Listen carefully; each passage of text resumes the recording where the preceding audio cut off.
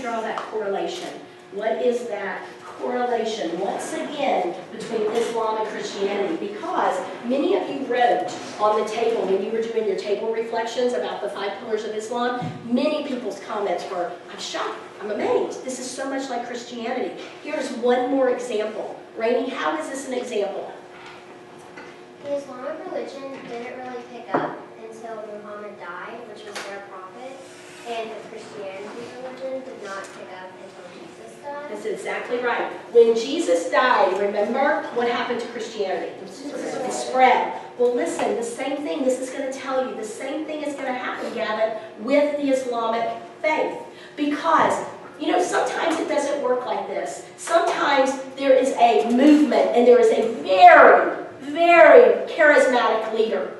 But when that leader, when either dies or something happens to him, the movement dies. Christianity, the Christians said, we're not going to let our faith die with Jesus. And the Muslims are saying the same thing. Just because Muhammad's dead, we cannot let our faith die with him.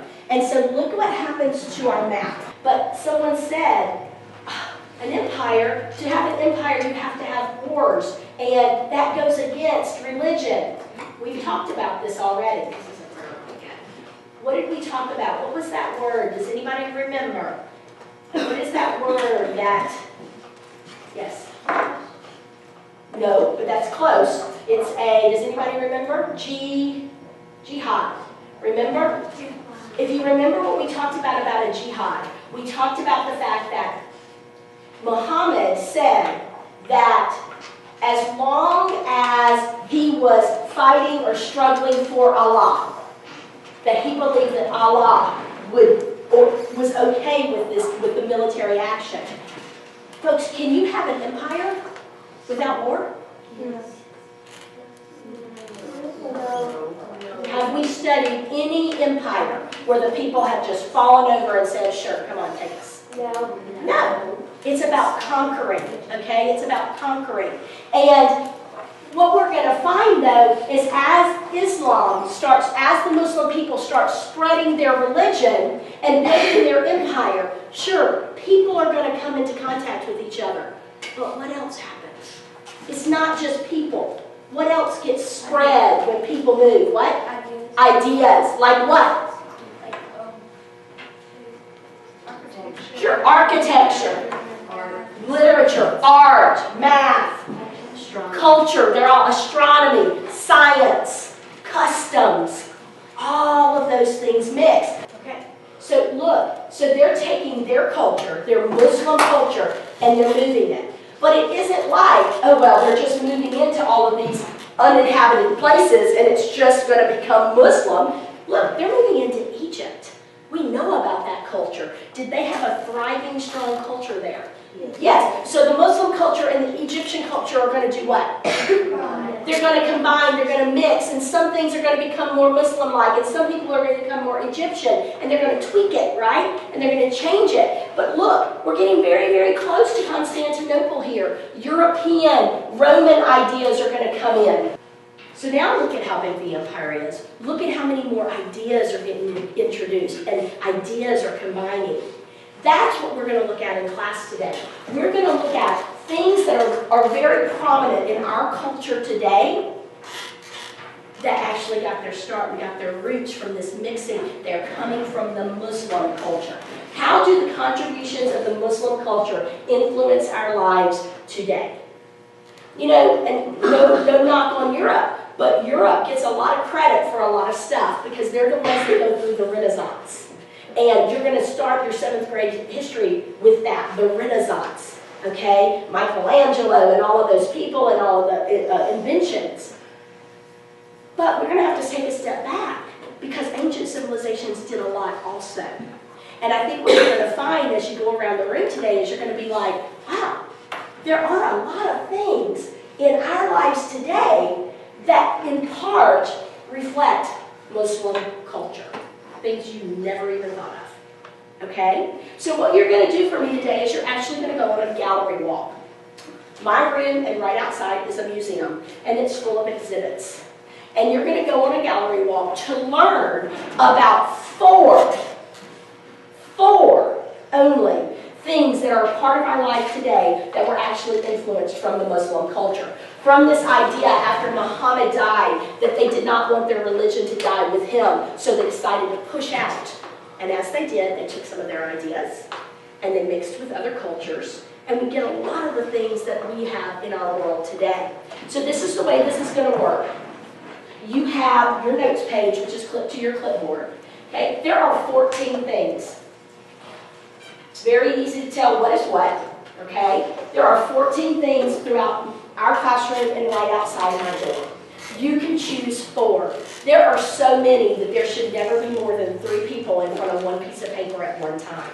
Okay? When you go, you're constantly thinking about how do these contributions influence our world today. And the way you're going to do this is you're going to fill out your chart. Muslim contribution, you're just going to write the name of it. What is it? Simple, visual, I would save that till the end, after you've done the written work. 3 facts of things you learned. Folks, I do not want you to rewrite a paragraph. Why would I do that? I've already written the paragraph. I want you to pull out 3 things you think are interesting. These are notes. Should they be in long, grammatically correct, perfectly done sentences? No, these are ideas that you want to remember, okay? And then answering that EQ. How does it influence us today? Do we still use it? Or does it sound like something else? Meaning that you read it and you think immediately, oh, this sounds like school. But they didn't call it that, okay?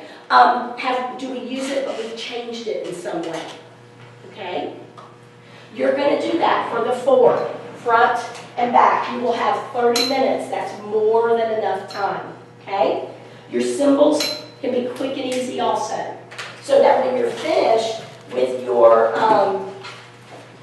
notes page, your notes page should be totally filled in with information, and then you'll have time probably in class today to go back and add your little color to that. It's going to be taped down.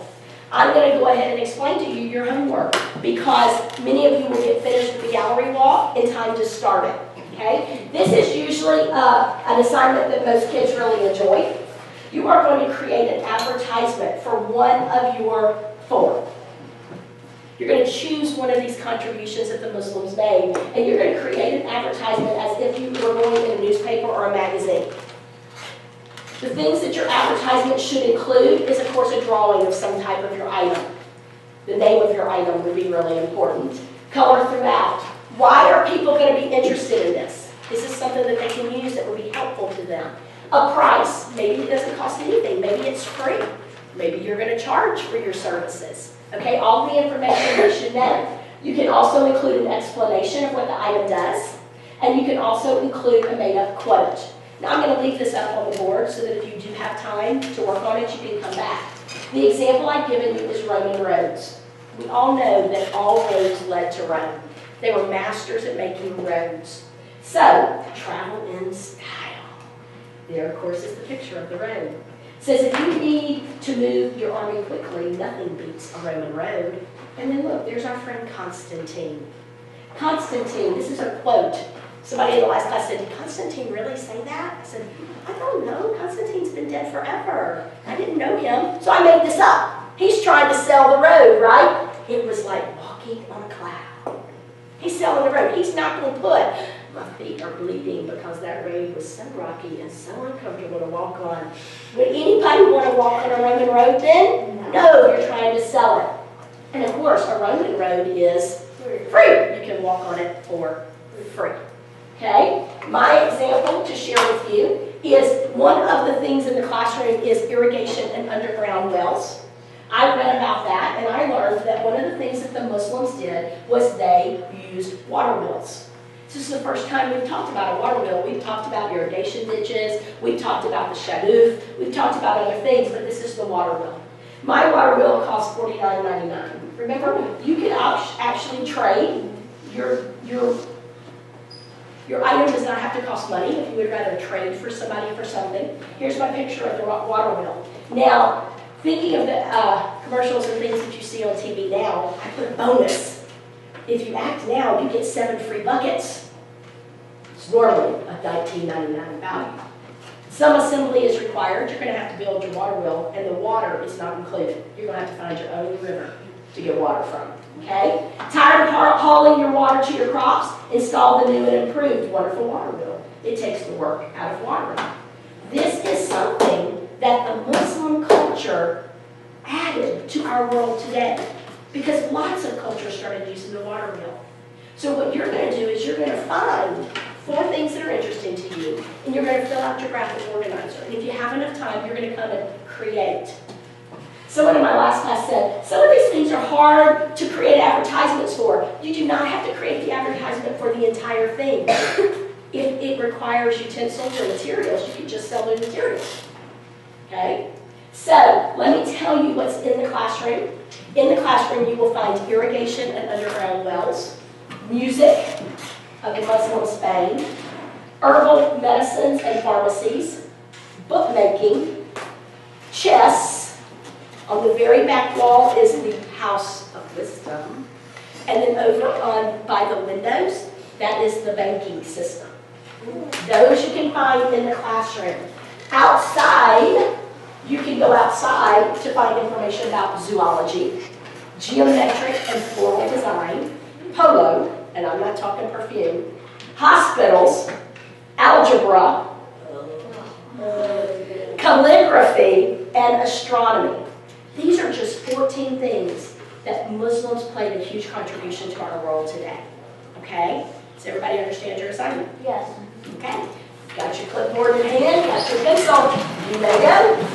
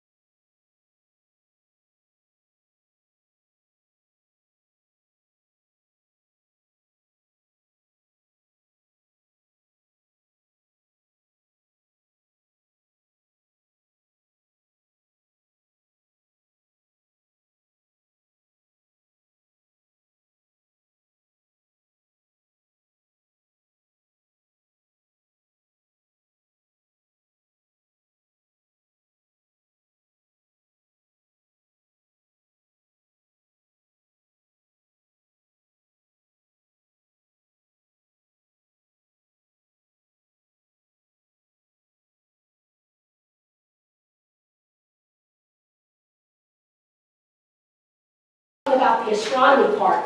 We give the European astronomers especially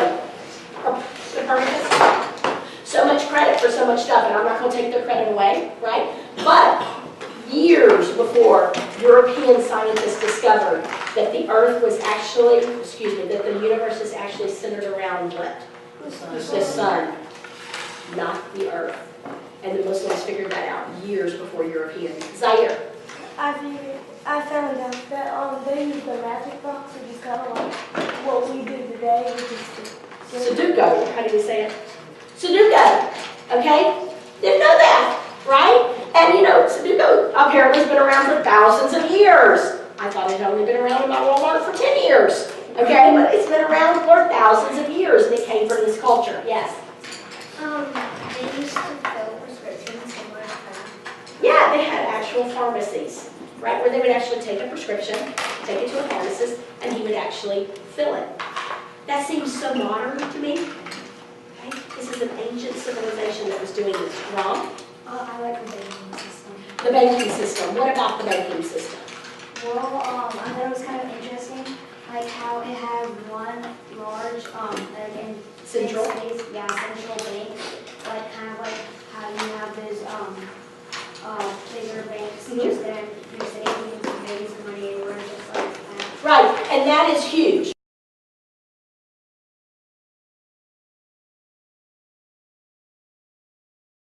I was teaching the Muslim contributions on the world today. And the reason why I chose to teach it as a gallery walk was because there's lots of information. And it would have just been a sit-and-get if I were just sitting up there with a PowerPoint just giving them the information. But in this way, they got to choose the ones that they were most interested in, and they got to go and they got a feel for it. Even if they didn't go to each exhibit, they saw how many exhibits were out there, so they got a feel of just the overall influence of the Muslim world on our world today. And why were you teaching it the way you did? I taught it the way I did because, like I said, if it was just me giving them the information, all they would have done was sat and just got it. And this way they have choice, and choice gives them power. And I wouldn't really change anything. I did have to modify one of my earlier groups in that I only required them to complete 3. I'll do the same with this group because of a time constraint. But I do like that they get to choose, and they still get the overall concept that I'm trying to give out to them. If I have any advice, and this is sometimes out of people's comfort zone, it's a little out of my comfort zone as a teacher. I feel like I need to always be the one that's giving the information.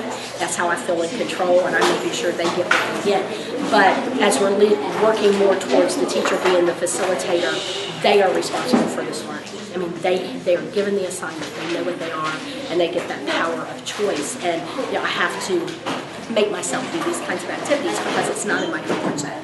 But the kids really enjoy it, and they like the fact that they're given a choice.